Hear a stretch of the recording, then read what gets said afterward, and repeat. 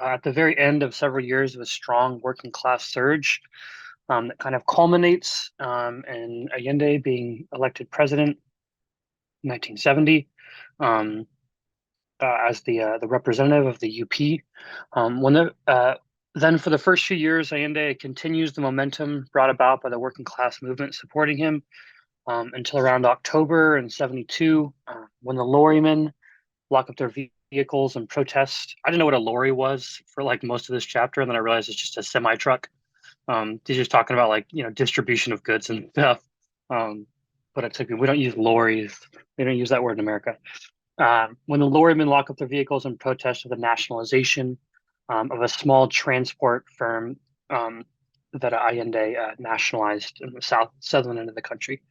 The leader of the lawyer organization is a guy named Valerian, a well-known lawyer and politician of the extreme far right. The author makes the point early on that the content of the working class reforms that Allende was currently implementing, um, like the nationalization of the transportation firm, only really attacked the most entrenched and old school bourgeoisie. Um, they're relatively tame in their scope, the demands of the reformists. But what was scary about these reforms, what was scary to the boss class, was that about these reforms was the context that brought them about. A grassroots working class movement that was only growing in confidence as the months progressed, and only growing in scope and ferocity and in all the best ways. The bourgeoisie were scared. Being that they were scared, they began to utilize the tools at their disposal to upend the success of the working class movement. They utilized their economic position to slow down the economy and create a fabricated recession. Granted, the power of the bourgeoisie hold is not equivalent to the working class, the power the working class holds. If anything, this chapter proves that bosses can only do so much when it comes to economic disruption. After all, the workers can and will still work, even if the bosses lock the doors, refuse to sign checks, shut down their factories, and all that. Workers are already running production in the first place. The power of the working class far, far surpasses the power of the bosses.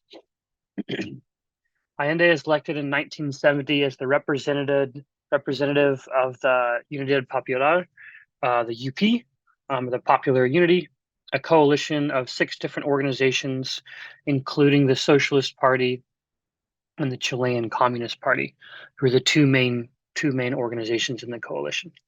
Allende is a messenger of the Socialist Party and seen at this time in 1970 as the representative of the Chilean working class. While history has a longer story to tell, in 1970, Allende's candidacy is the golden culmination of years of working class struggle. Want to take a quick side note to just talk about some of the key organizations within this broader working class movement. Um, there was the peasants and the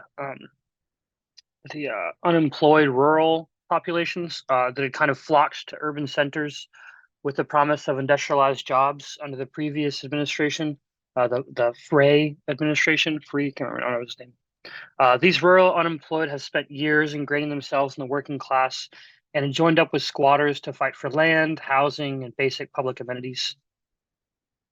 Because they were largely outside of the traditional industrial working class and all of its bureaucracy, this group and the other groups as well were much more malleable and subject to influence by radicalizing movements, namely the students. They weren't as under the influence of like the labor bureaucracy. Is the point that I'm trying to make. They're relatively new to political struggles, which is a good thing. Is a good thing.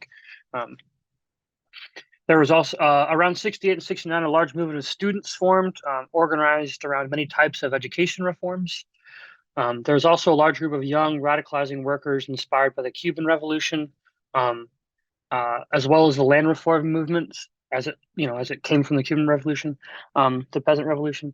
These groups were called the Revolutionary Movement of the Left, the MIR, and the United Popular Action Movement, MAPU, or MAPU, or however they say it. MAPU's main focus was on land reform. There's also the Chilean Trade Union Federation, the CUT, that also just called a very successful strike in response to the previous administration's no strike clause in the new agreements, in the new negotiations. And of course, there's the cordones, who are officially described as tools to implement UP policy, but remained the core organizing unit of the workers. Um, and it kind of acted a lot like the Soviets in Russia in 1917, in the early 20th century. Um, uh, yeah, they were demanding control over production, stuff like that. All of this group, all of this is what brings Allende to power. Although, as I've already discussed, it's much less about the content of Allende and the conservative UP economic program, and much more about the class dynamics growing in confidence that give rise to the UP. On paper, the UP had little more to offer than the previous administration did.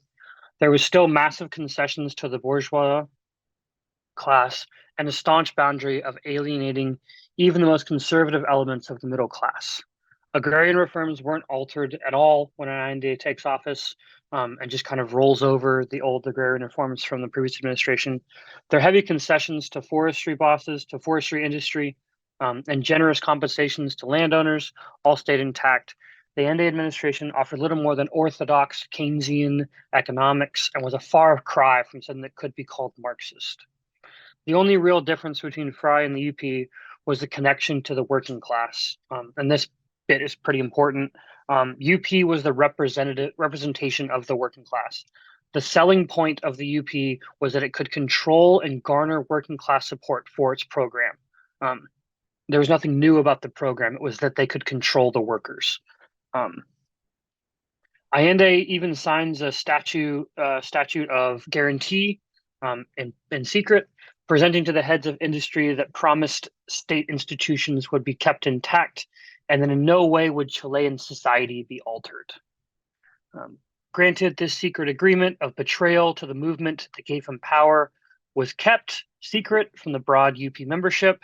The statute of guarantee was quickly followed up by demands that the landless peasants go home from occupations in the rural areas, and that the MIR bring their activism under the approved framework of demonstration, of sanctioned demonstrations. The conversation around sanctioned activity versus rogue activists dominated much of the political conversation of Ande's 3 years. The question was basically, can the UP control the masses, or will the working classes take control of the political system? Even within even within the UP, there is a debate around whether to push forward reforms or halt broaden support. The conservative edge to slow down the surging workers' movement was based in pragmatism, as it almost always fucking is. The revolutionaries insisted that the past few years had proven that the workers were prepared to carry forward, regardless of how those debates ended. No one publicly questioned the legitimacy of the UP or its authority, or called for actions independent of its strict framework. The author very succinctly says that to read the discussion that took place in the UP conferences is to gain a growing sense of unreality, which I thought was a pretty good description. At face value, it sorry, find my place. At face value, it looked like something that socialists so I'm talking about the lorry. I'm going back to the lorry strike, the lorryman strike right now. At face value, it looked like something that socialists would be in support of. Carefully aimed disruption of the economy that spreads to other sectors of the economy to bring about the acceptance of demands. You hold the economy hostage till you get what you want. It's basically right out of the socialist playbook. But this strike was different. The strikes had a starkly different class character to it. That was namely the middle class and petty bourgeois groups who layers who organized it. Owners of the lorries as opposed to the workers, and they were later joined up by the shop owners who just had their own strike a couple months before that. And then were also supported by the professional organizations of doctors, dentists, lawyers, administrators, which just kind of added to the chaos, kind of that middle class professional middle class layer. This kind of like confusion of which class forces are at play happens a lot during this period, during these years, and it's really tough to tell where the right begins and where the left ends. You've got striking owners, which is weird. Workers who are forcing factories to stay open as opposed to shut them down. Um, the UP calls a bunch of striking miners Nazis at one point, and claims that they're actually selfish for striking, which is weird. Um, and then Allende being elected by mass workers' support, then doing absolutely fuck all for them, including calling in the army at several points to put down their activity, which is weird. Um, Mapu at one point calls for the government to use the state with a mass style, which is really confusing on what that even means. Right before supporting the right, well, I don't say that. It's honestly wild, even from a historical point, from a hindsight is 2020 point, and I can't even imagine how much more confusing it must have been in the moment, and especially given how underdeveloped the working class leadership was. This proves to be a really big problem for the workers' movement. Is their leadership and the enunciation of their strategies. They didn't have anyone to make sense of the class formation in real time and come up with theoretical strategies to progress the movement forward. Another moment of severe inadequacy of leadership was the miners' strike in April of '73. The copper miners at the world's largest copper mine, um, yeah, the largest copper mine in the world, which is kind of a trip, went on strike in opposition to a set of raise increases they had agreed with the UP that were not being upheld in light of the economic upheaval. This was an obvious ploy by the UP to yet again force the workers force the workers to bear the brunt of economic shortcomings as promised to the bourgeoisie. And yet again, the UP proved inadequate to keep promises to either class. The MIR even went so far as to claim that the strike was imperialist and stirred up by the bourgeois. Um, Once again, weird. Like, it makes no sense. As well as the UP calling the miners' leader a Nazi. That's what that bit is. As if this wasn't confusing enough, the right took advantage of the disorder and began organizing collections to support the striking workers. Um, yeah, it's definitely a time of some chaotic class relations. Back to Allende doing fucking who knows what over there. He now leads an election coalition that does nothing but provide cover for the bourgeois advances. He essentially ceases to function in any kind of working class leadership role at all, and is in meeting after meeting with the right wing on how to install, I'm sure law and order and prosperity for future generations or some shit. Um, Proving yet again that a keen enemy for revolution is always reformism. Um, and then we kind of get all the way to the famous the end, the Pinochet coup, um, beginning first with General Supper, I don't know what his name is, who kind of goes rogue, just rolls out his tanks in the streets and declares the seizure of power. Um, the military doesn't really, the rest of the military doesn't really get on board with that. This kind of gets squashed really quick by the workers, um, mostly because of the timing. The rest of the military agrees that this is what should happen, but just disagrees on the timing. Workers respond accordingly, but the cat is now out of the bag, and a military coup is just around the corner. The MIR, the MAPU, and the Socialist Party all start issuing calls to defense, to arms, all that kind of stuff. In a lot of the ways, this looks very similar to October of '72. It's the Lorryman strike. Um, Except the workers are much more prepared now. The military question is much more central and kind of just on everyone's mind. And the UP has far less to offer the workers by way of pacification. There's a lot of speculation about what could have happened if the UP/NA had called for military support of the workers, and not the opposite, for a joint dictatorship of the people and the armed forces, and then whether they could have caused a significant split in the army, and have edged out a victory. Unfortunately, this wasn't much of a thought, and all calls were to defend the government and act with loyalty to Allende, who basically everyone's done with at this point. Um, Allende does what he always does and calls in the military.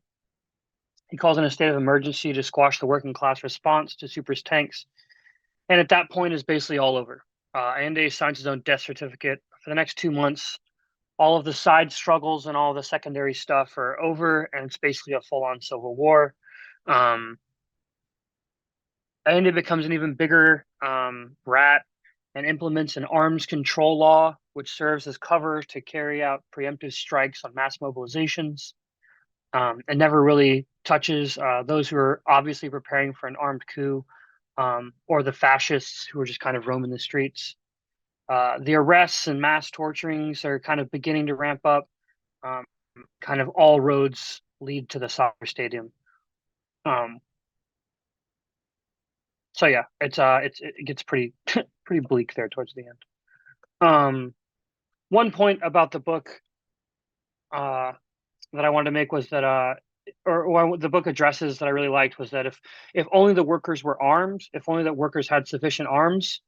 I think it's a good question. I don't think it's a bad question to try to address. And I think, yeah, I think if the workers were armed sufficiently, that things could have that could have changed things. Things could have been different. I don't know. But definitely the workers wouldn't have been successful without arms. They definitely needed them to get to seize power. But to think that that was the crux of the issue is wrong. Um, Weapons tip the balance only when they are used in pursuit of a clear political objective, the seizure of power and the overthrow of the state, and when they are used by an organized and coordinated movement of revolutionaries who understand the nature of the moment. Um, the nature being when the masses take history into their own capable hands. Um, in this moment, of course, the workers are ready for a fight, but their reformist leaders are not. Um, they've already kind of sharpened the knife one last time to stick it in the workers' backs. Um, yeah, and that's the ending's pretty bleak. Everyone's butchered. Um, it's like a whole generation of militants that die. Like a whole generation, 30,000 people within the year, a whole generation of revolutionary leaders that are just lost. Um, and then after that, Chile, kind of has to, their movement has to pick up the pieces again. Anyways, I had a couple of just general points that I wanted to just add to the conversation. Didn't really know what to put them in the kickoff, but I just want to tack them on here at the end. I want to say this is a relatively short period of time. We go from like mass working class, peasant, unemployed uprisings with a really solid amount of coordination and organization. We go all the way from that to one of the most brutal massacres, counter revolution in history, with 30,000 people dying. It all happens in a matter of like a couple of years. So it's a really big swing. Is kind of the point that I'm trying to make. And there wasn't a whole lot of time to learn these lessons, develop cadre, develop professional revolution, this kind of stuff. A concrete workers, this self-defense clash with some of the fascists really well. He said, "We've learned more in these past few days than in all the previous 2 years," but it was still a relatively short amount of time. Maybe 4 years, 5 years before everything kind of the wheels fall off. I think part of the point that I wanted to make with this is that the development of consciousness is not necessarily linear. That it's explosive sometimes.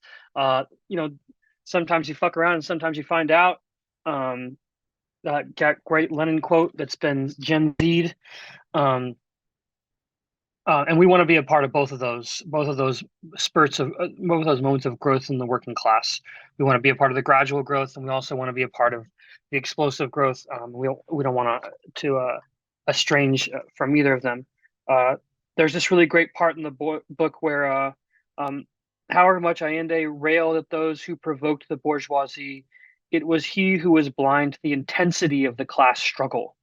While he insisted on holding to his original program of gradual change and condemned workers and peasants' organizations for jeopardizing it through their precipitate actions, events had already passed him by. The bourgeoisie were openly discussing extra parliamentary strategies for his overthrow. I really like that quote just to kind of illustrate the difference between Allende and the surging workers. Um, then the other point that I want to make is that just to draw a quick comparison between the working class struggle from Chile and where we are today in our movement. Granted, these are two contexts are very far apart. Um, one could say like a world apart. But I think there are significant enough similarities that we can learn some lessons from this moment in Chilean history. Um, this is from page 59. There is no doubt that in the aftermath of October, talking about the Lorryman strike and the Cordones responses, workers were held back from drawing appropriate political conclusions out of their concrete experience. The generalization of ideas from specific circumstances does not arise spontaneously. It needs the conscious intervention of revolutionary socialists who can give it a framework, an understanding of past struggles of the working class within which to grow. In Chile, however, the various political organizations actually inhibited political learning. Nevertheless, the experience of October had given the working class a whole new set of its collective potential, and that posed serious problems for Allende and the UP. If anything, our role is to point out contradictions and lay waste to reformist muddling of class lines. It should be a crime to use words like stark differences when describing two Democrats running for office. Chile in 73 is the kind of moment that should be ringing in our ears when people ask things like, why do you fight so much with other leftists? Why are you so concerned with theory? Won't this issue divide the left? And yes, I think some issues like this will divide the left. And through the division, the true nature of their political distinctions will be illuminated for the betterment of all. I'm proud that we in the Denver Communists disallow dual carding the DSA and wholeheartedly support the rebuking of any socialist who speaks to blur the line between socialism and capitalism. Um, and then one of my favorite Lenin quotes is that there are only two ideologies, that of the proletariat, and that's socialism, and that of the bourgeois, and that's capitalism. That's all I got. Thanks, y'all.